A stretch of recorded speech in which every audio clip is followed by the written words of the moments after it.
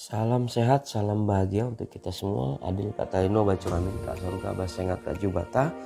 Dalam video kali ini saya akan menjelaskan kisi-kisi dan contoh soal ujian sekolah kelas 9 yaitu kurikulum 2013. Semoga video ini bisa bermanfaat untuk kalian bisa belajar di rumah dan memahami materi-materi yang akan keluar dalam ujian sekolah tahun ini. Di sini saya tuliskan beberapa kisi-kisi soal ujian sekolah yang menjadi patokan atau yang akan keluar dalam ujian sekolah. Silakan dicek, ada beberapa ini. Saya akan menjelaskan satu persatu. Yang pertama, kita masuk ke kisi-kisi yang pertama, yaitu disajikan sebuah angka dan siswa dapat menjawab angka tersebut dalam bahasa Inggris. Untuk ini kalian harus buka lagi bukunya atau ingat-ingat ya numbers dalam bahasa Inggris seperti 1, 2, and then 20, and then 30, 87, something like that ya. Contohnya adalah seperti berikut. What number is it? Is nomor berapakah ini? Disajikan nomor 87. 8 itu 80. 87 berarti 87. Jawabannya adalah B. Kemudian kita masuk ke kisi-kisi yang kedua. Siswa dapat memberikan informasi mengenai waktu yang ditunjukkan. Ini pelajaran Science ya. Bisa buka buku lagi di pelajaran kelas 7 ya. Disajikan misalnya di sini ada jam 9:15. Kalian cek saja. Jam 9:15 itu apa sih? 9 itu 9, kemudian lewat itu past, kemudian 15 itu kalau bahasa Inggris jam, itu kita bisa menggunakan quarter. Jadi jelas jawabannya adalah quarter past 9, yaitu D. Yang ketiga, siswa dapat mengkategorikan benda-benda sesuai dengan ruangan yang ditentukan. Nah, ini berhubungan dengan kosakata kalian yang ada di ruangan. Benda-benda apa sajakah yang ada di ruangan? Contohnya, things in the kitchen are. Benda-benda yang ada di dapur itu seperti apa sih? Kalian cek jawaban A sampai B. Yang ada di dapur itu ya D, seperti knife, pan, frying pan, gas stove, mixer. Diperbanyak lagi hafalannya ya.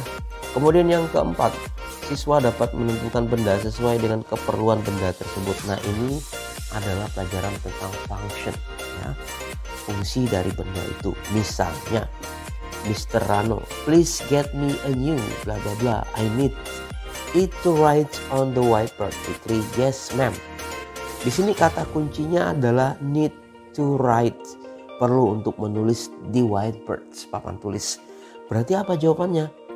Ya, jawabannya adalah board marker ya, D. Kita masuk yang kelima. Siswa dapat menentukan plural atau singular sebuah kata benda. Benda yang jamak atau benda yang tunggal. Benda yang satu atau lebih dari satu, seperti itu ya. Misalnya Mr. Mikael, how many fish are there? William, there are. Nah, ini bertanya tentang benda ikan. Di situ ada gambar 2 ikan. Jadi bahasa Inggrisnya 2 ikan itu apa sih? Two fish, two fishes, two fish, atau yang lain. Ingat, di dalam bahasa Inggris ada yang bendanya lebih dari satu, tetapi penulisannya satu, seperti fish, ikan. Ikan ini walaupun dia banyak tetap aja fish tulisannya, tidak ada tambahan es ya. Jadi jawabannya adalah B, two fish. Kisi-kisi yang keenam, siswa dapat menyebutkan susunan family tree dengan benar. Family tree itu artinya adalah keluarga, pohon keluarga. Misalnya father, mother, doctor, son, mate, dan sebagainya ya. Nah, contohnya kosakata yang perlu dihafal apa? Yang pertama grandfather, grandmother. Yang kedua father, mother. Yang ketiga son. Yang keempat daughter. Yang kelima cousin. Yang keenam uncle and aunt. Tolong dipelajari ini ya. Nanti kalian akan menentukan sebuah gambar yang seperti ada gambar di sini. Kalian menentukan itu siapa ya. Apakah itu son, daughter, apakah uncle and aunt, dan sebagainya. Perlu dihafal dulu ya. Baik, kita akan masuk ke kisi-kisi nomor 7. Siswa dapat membandingkan kata sifat dalam sebuah teks yang disajikan.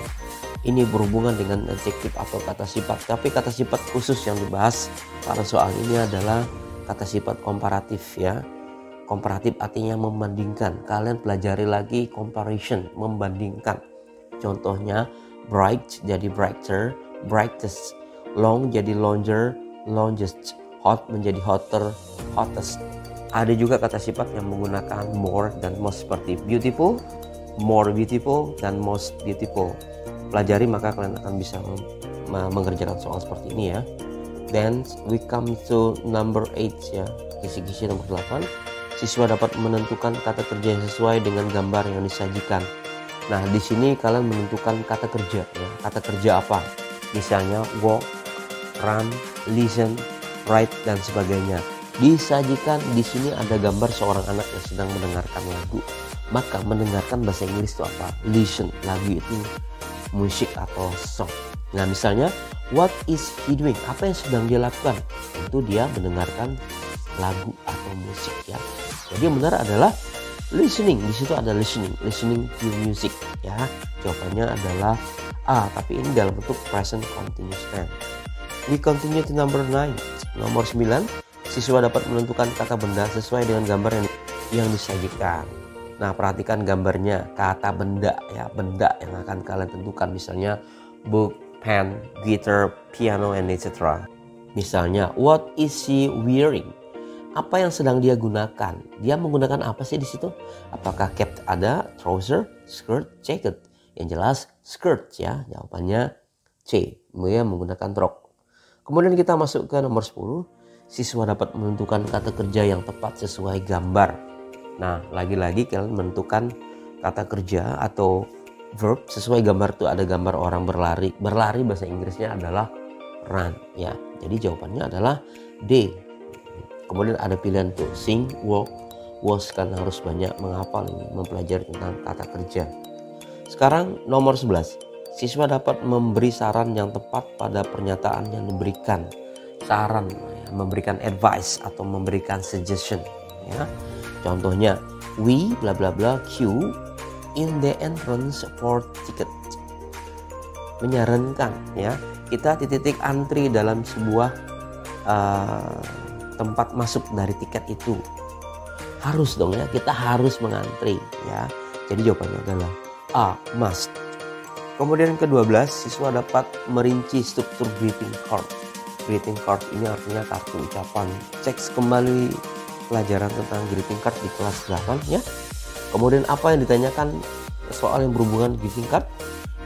Kalian harus menghafal istilah dalam greeting card.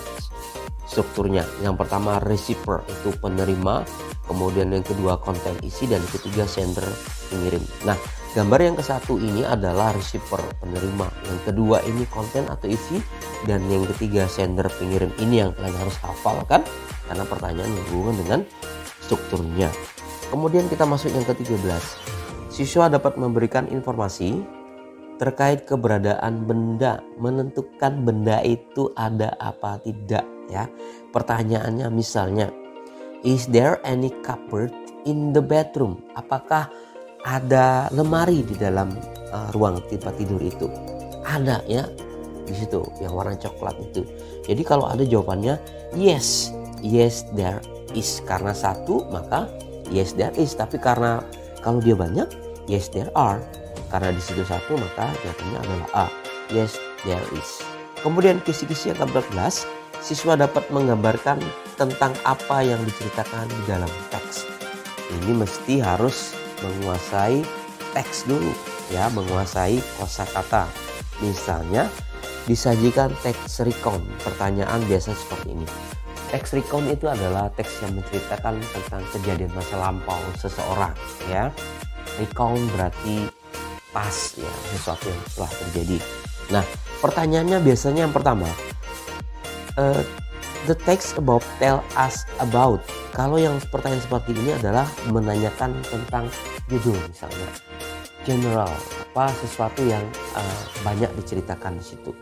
Yang kedua, what is the last paragraph about? Paragraf yang terakhir itu isinya apa? Yang ketiga, from the text we know that the writer. Dalam teks itu kita tahu bahwa penulis adalah. Nah, nomor 3 ini agak sedikit rumit karena kalian harus mengerti teks secara keseluruhan ya. dipelajari dengan baik. Kemudian yang ke-15, siswa dapat menentukan ucapan selamat yang ada di dalam dialog. Selamat berarti congratulations on, ya. Nah, contohnya seperti itu, ada percakapannya. Kemudian pertanyaan seperti ini. What expression are used in the dialogue? Expression itu adalah ungkapan. Apa ungkapan yang digunakan di dalam dialog itu tentang ucapan selamatnya?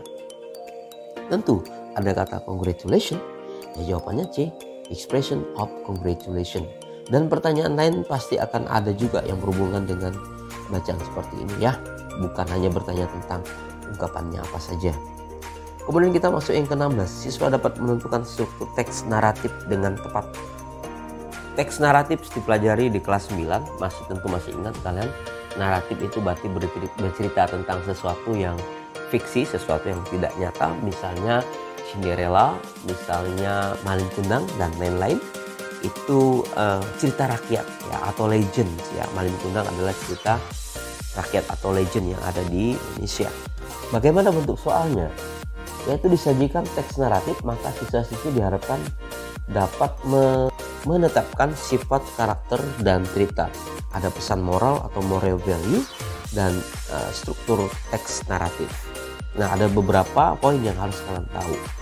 Struktur teks naratif ini yang harus kalian tahu adalah pertama orientation, yang kedua complication, yang ketiga resolution, yang keempat reorientation ini bersifat optional, bisa ada bisa tidak. Orientation biasanya ada di paragraf pertama, complication biasanya ada di paragraf kedua, tiga, dan seterusnya. Complication ini masalahnya. Kemudian resolution itu program penyelesaiannya seperti apa, apakah endingnya happy ending ataukah sad ending, ya. Berikut contoh pertanyaannya seperti apa. Yang pertama, what can we learn from the story? Apa yang kita bisa pelajari dari cerita ini? Itu tentang moral value. Mesti dipelajari, benar-benar mesti ditahu semua isinya, ya. Kemudian yang kedua, which part of the text is complication? Cari complicationnya atau masalahnya. Biasa ada di setelah orientation, yaitu paragraf kedua dan seterusnya. Yang ketiga, from the story we know that Wang Wei is a person. Nah, di sini kalian harus tahu nih karakternya seperti apa. Misalnya dalam cerita ini Wang Wei karakternya seperti apa sih? Apakah friendly, apakah bad, dan sebagainya. Kemudian nomor 17, siswa dapat menyusun kata acak sesuai dengan formula past continuous tense. Nah, acak kemudian past continuous tense. Continuous berarti tenses yang sedang terjadi tetapi pada masa yang lampau. Misalnya, arrange the words below into a good sentence.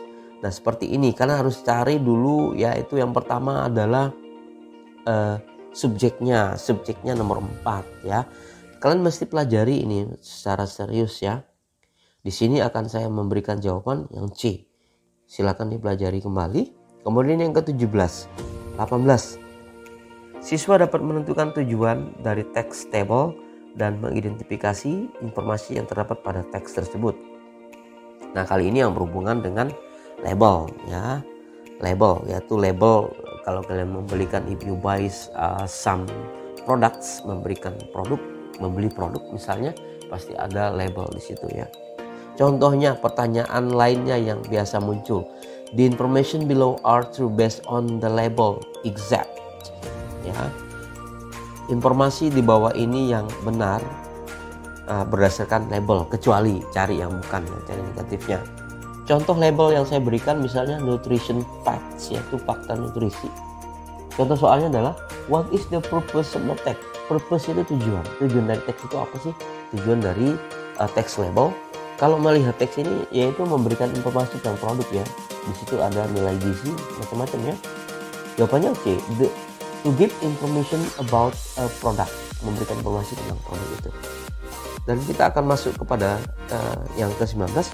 Siswa dapat mengkorelasi deskripsi teks acak secara berurutan dengan tepat. Dipelajari benar-benar, ini ada beberapa teks atau sentence, ya, itu 1 sampai 7. Kalian hanya menyusun mana yang duluan, mana yang berikutnya, dan mana yang terakhir, ya. Di situ saya memberikan jawab A ya, the best arrangement is A, seperti itu. Kalian hanya mengecek kembali. Kemudian next kita lanjut ke nomor 20. Siswa dapat mengubah sebuah kalimat aktif past and present menjadi passive voice.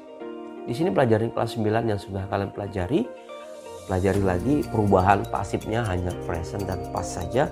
Saya akan memberikan 2 contoh. Yang pertama adalah yang berhubungan dengan past tense karena ed kalimatnya.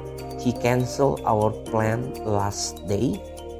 Ya, jadi yang benar adalah day. Our plan was cancelled by him last day. Ya, seperti itu. Kalau dia past tense maka gunakan was atau were, dan kata kerja bentuk yang ketiga karena cancel. Kata kerja keduanya yang ketiga juga sama, cancel. Kalau ed kata kerja kedua maka kata kerja ketiga juga ed. Kemudian contoh yang berikutnya adalah she brings little money. Di sini adalah bentuk present karena brings ada s-nya. Maka to be yang digunakan adalah is and atau are, yaitu antara ya A, B dan C ya. Jadi karena little money itu dianggap satu karena money itu adalah benda yang plural tapi dianggap singular ya. Yaitu little money is brought by her. Brings-nya kata kerja ketiganya brought, sedangkan she kita rubah menjadi her karena she itu berubah menjadi objek, menjadi her. Jadi jelas di sini jawabannya adalah B. Kemudian kita masuk ke terakhir yaitu 21. Siswa dapat menjabarkan isi dan ide pokok dari teks yang disajikan. Report text. Nah, report text ini juga ada nanti di essay juga akan disajikan soal berbentuk report text ya. Pertanyaan report text biasanya seperti ini. Nah, harus dihafal. 1. What does the text tell about? Ini cerita tentang teks itu apa. Yang kedua, what is the main idea of the second paragraph? Ide pokok dalam paragraf yang kedua. Kalau paragraf pertama berarti first paragraph. Yang ketiga, what is being described in the text? Apa yang dideskripsikan dalam teks itu? Perlu penjelasan secara umum. Dan yang keempat, what is the main idea of fourth paragraph? Apa ide pokok pada paragraf yang keempat? Silahkan dicek ya. Nah, demikianlah kisi-kisi yang bisa saya jelaskan. Dipelajari benar-benar contoh dan kisi-kisi ini. Kalau kalian pelajari benar, maka saya berharap nilai kalian akan lebih bagus dan maksimal sesuai dengan apa yang kalian inginkan. Terima kasih atas perhatiannya. Semoga video ini bermanfaat. Thank you for your attention. See you next time.